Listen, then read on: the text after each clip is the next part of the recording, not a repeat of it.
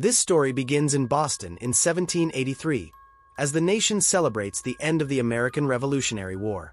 Vampire hunter Julia Belmont is trying to send her young son, Richter, to France because she believes he will be safer with his aunt, Tara. Julia and Richter are both descendants of the powerful speaker lineage, using their magical elements to fight monsters. This power comes from their ancestor, Sypha, who was an incredibly powerful speaker. Richter is ready to help his mother, but Julia does not want him to take part in this battle. At that moment, they are attacked by Alrox, a powerful estate vampire. Alrox seeks revenge against Julia, because she had killed someone close to him. Julia fights bravely but is ultimately killed by the vampire. Young Richter, witnessing this, falls into a trance state, and Alrox spares his life. After seeing his mother's death, Richter becomes so traumatized that he loses his ability to use magic. The scene shifts to 1792, during the early days of the French Revolution. The story begins in a small village school in western France, where Richter is living with his Aunt Tara, Renette, and their daughter Maria, who are both speakers. The country is going through a period of great upheaval, and in the midst of this, the bloodthirsty bourgeoisie, the upper class, has secretly allied with real blood-sucking vampires to suppress the revolution. During a revolutionary meeting, Richter and Maria fight against a horde of attacking vampires. One of the vampires mentions the arrival of a messiah of vampires, whose coming will bring destruction to the nation. Richter and Maria are shocked by this revelation and share their suspicions with Father Emmanuel, the local abbot. He believes that the vampires are hiding in the abandoned castle on the outskirts of town. That night, a horde of night creatures attacks Richter and Tara's family. These monsters are demonic forms of the dead. As Richter and his family fight against these undead creatures, two strangers, Annette and Edouard, arrive to help them. After identifying them, it is revealed that they have come to France from the Caribbean island of Saint-Domingue. Annette is a powerful sorceress who has inherited her abilities as a descendant of the African gods Ogun and Erzsebet. Edouard is an opera singer who helped Annette escape from her slave master.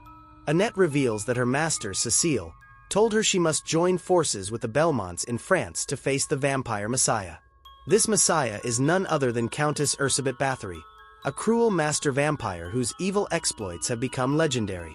Hearing Báthory's name, Tara is shaken and reveals a horrifying past.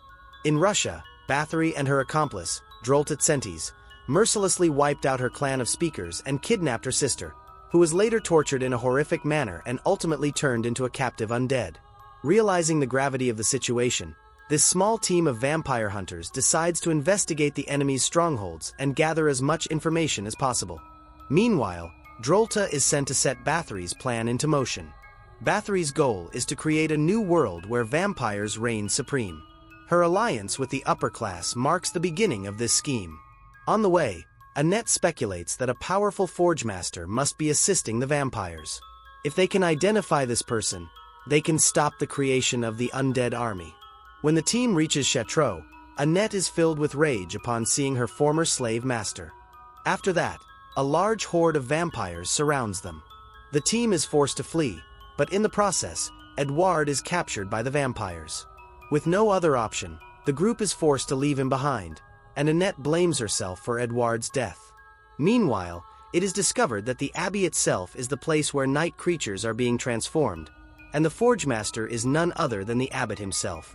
He has not only secretly recruited the clergy into this demonic scheme, but has also assembled an army of Templar knights to support Báthory and her mission. When people begin to lose faith in the face of revolution and reason, the abbot is willing to align with dark forces to save the church. He wants to present Báthory to the people of France as a New Age Joan of Arc, who has come to bring salvation. Edouard's corpse is brought to the abbey's dungeon and turned into a night creature.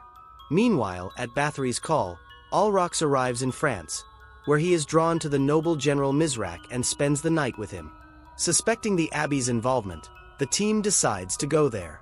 However, they are met with resistance from Drolta's army, night creatures, and the abbot's soldiers.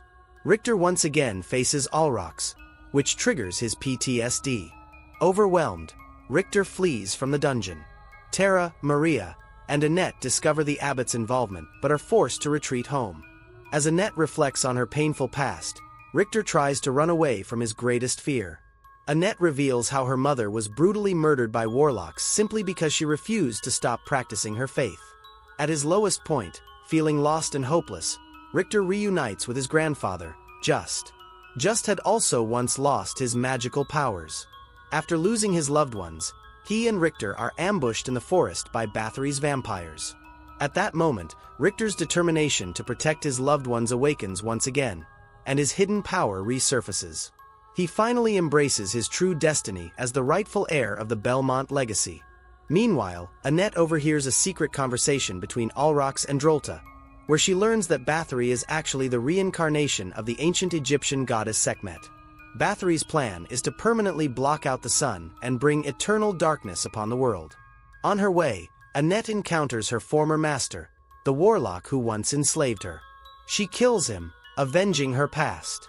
After this, she sends her astral self into the spirit world to seek wisdom from her mentor once again. At the same time, Emmanuel approaches Tara and Maria, seeking forgiveness for his past betrayal. A shocking truth is then revealed. Emmanuel is actually Maria's biological father. Richter returns home, reunites with Annette and his family, and makes peace with them. The team decides to stop Báthory's evil plans. At that moment, Alrox arrives and helps them by giving Emmanuel the magical dome that the abbot had been using to create night creatures. Meanwhile, Báthory arrives in Chartres, where the brainwashed townspeople treat her like a goddess and see her as the new savior of their faith. Maria, devastated by the revelation of her true parentage, struggles to process her emotions. Maria also visits the abbey to meet with Emmanuel, but Drolta witnesses everything and quickly realizes Maria and Emmanuel's relationship. She immediately reports this to Báthory. To test his loyalty, Báthory orders Emmanuel to sacrifice his own daughter Maria for her. Emmanuel finds himself trapped in a deep moral dilemma. However, when Maria herself comes to the abbey and gives her father one last chance to escape with her, he begins to reconsider his decision. But by now, Emmanuel has become too obsessed with preserving his faith. He captures Maria, preparing to sacrifice her. Witnessing this, Mizrak is utterly shocked. Unable to stand by any longer, he renounces his faith, separates himself from the abbot's side, and joins the others in planning to defeat Báthory and her minions. They then decide to prepare for their final battle, understanding that they may have to sacrifice everything to complete their mission. Any lingering conflicts or doubts between their friends are resolved, and together, they muster all their strength for the ultimate showdown against Báthory and her supporters.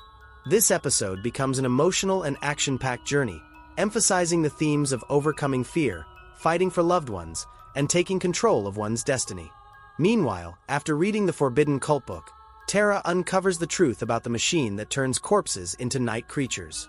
Tara discovers that the machine can be sent back to its origin, hell, and that she can use this moment to open a portal to the underworld. At sunrise, Mizrak informs the hunters about the situation at the abbey, and the group immediately sets out to rescue Maria and Edward. Their mission is not only to save their friends, but also to destroy anything that could give rise to demonic forces. Meanwhile, Báthory successfully uses her powerful hexes to block out the sun, plunging the world into complete darkness. This makes her even stronger, allowing her to fully transform into her Sekhmet form. At the abbey, a fierce battle breaks out between Drolta and Richter. In the dungeon, Tara begins creating a portal, while Annette goes to find Edward. However, Edward refuses to leave with her. He wants to first help his fellow night creatures regain their humanity. Báthory enters the abbey, and at that moment, the balance shifts entirely in favor of the undead. She effortlessly counters all of Richter's efforts. Annette reaches the dungeon and attempts to send the machine to hell, but she fails because Báthory's control over everything grows stronger with each passing moment. Báthory captures Maria, intending to turn her into a vampire and make her one of her undead associates. In a heartbreaking moment, Tara sacrifices herself to save her daughter. In response, Báthory turns Tara into a powerful vampire, forcing Maria and the remaining hunters to flee for their lives. Mizrak is saved just in time by Alrox, who seems to have developed some feelings for him. However, Alrox sees himself as a soulless monster and flees the scene. Drolta and her vampire army continue hunting the hunters, and just when it seems that Belmont and his comrades are about to meet their end, a shining silver sword pierces through Drolta's body, killing her. The wielder of the sword is none other than Alucard, a damper, a vampire-human hybrid, the son of Dracula Vlad Tepes and his beloved wife, Dr. Lisa. Despite Belmont and his team winning the battle, Báthory still possesses the transformation machine, the Forge Master, and the internal darkness, along with her godly powers. With these, she has the potential to alter human history forever. In the next season, we will see how her plans for a new world order become even more dangerous. In Season 1, Castlevania Nocturne establishes the incarnation of evil, Countess Erzsebet Báthory, as the series' ultimate villain. She is inspired by her real-world counterpart, the infamous serial killer Erzsebet Báthory. The series gives this character a supernatural twist, reimagining her as the Egyptian goddess of war, Sekhmet. Unlike ordinary Nosferatu-related powers, she possesses high-level abilities, including reality manipulation. In the season finale, Báthory uses her reality warping powers to shroud the sun, creating eternal darkness. This will eventually turn Earth into an empire ruled by her monstrous army. It is also revealed that her grand plan is to place vampires at the center of power. She aims to restore the oppressive monarchies and societal structures of the past, turning humans into her subjects and ruling over them forever. Her scheme is global in scale. After securing control over Russia, she plans to dominate France and the rest of Europe. Her next target is the newly independent United States, where she seeks to establish her rule. To manifest her evil ambitions, she possesses the transformation machine, which turns corpses into night creatures. It will be fascinating to see how her plan unfolds in the upcoming seasons, potentially expanding the world's mythology elements within this universe. After practically killing his own father, Alucard fell into depression. With Richter Belmont and Sypha's passing, he slowly isolated himself. Eventually, he found companionship within a human community and decided to protect them. Now that Báthory's world domination plan is already in motion, the hunters need all the help they can get, and Dracula's son, Alucard, will be a crucial ally. Father Emmanuel justifies all his heinous acts for Báthory by claiming they are in the name of God. By the late 18th century, with scientific and technological advancements, humanity had almost lost its faith. The revolutionary spirit had severely diminished the Church's importance. Desperate and deplorable figures like Emmanuel were willing to do anything to preserve their faith, even making deals with the devil. This mirrors how the Church had historically operated, from executing heretics in the Middle Ages to colonizing native people and abusing its power. Nocturne simply portrays it in a literal sense. This becomes most evident when Emmanuel decides to sacrifice his own daughter Maria to Báthory as proof of his loyalty. In contrast, Tara chooses to sacrifice herself to save her daughter's life. Tara fully understands Báthory's brutality, having witnessed her sister being turned into a blood-sucking monster, whom she had to kill with her own hands. She refuses to let Maria suffer the same fate. By surrendering herself to Báthory, Tara becomes a vampire, creating an intense emotional conflict for Richter, Maria, and Annette when they inevitably face her in the future. At this point, the Church's role in the narrative becomes even more significant. The key question now is, how much further will Emmanuel descend into darkness? Will he allow Báthory to transform the religious order into a full-fledged cult government? Thank you for watching this video. Share your expectations for Castlevania Nocturne Season 2 in the comments section. If you enjoyed this video, hit the like button and subscribe to our channel, Midnight Manga.